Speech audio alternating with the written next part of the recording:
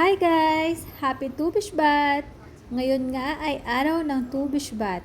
Ito ay ang Jewish holiday ng bagong taon o birthday ng mga puno. Ito ay isa sa cute at cool na holiday ng mga Hudyo. Di ba guys? Matagal na ngang naging kaugalian at tradisyon ng mga Hudyo ang ipagdiwang ang araw na ito. Ang Tu B'Shvat ay itinuturing na isang minor holiday at sa araw na ito, ipinapakita ang pagpapahalaga sa kapaligiran at sa mundo.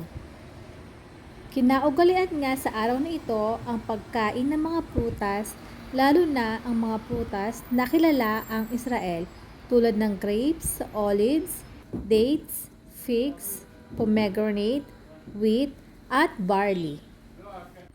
At dahil nga araw para sa mga puno, kung kaya bigyan natin ng pansin at pagkapahalaga ang mga ito.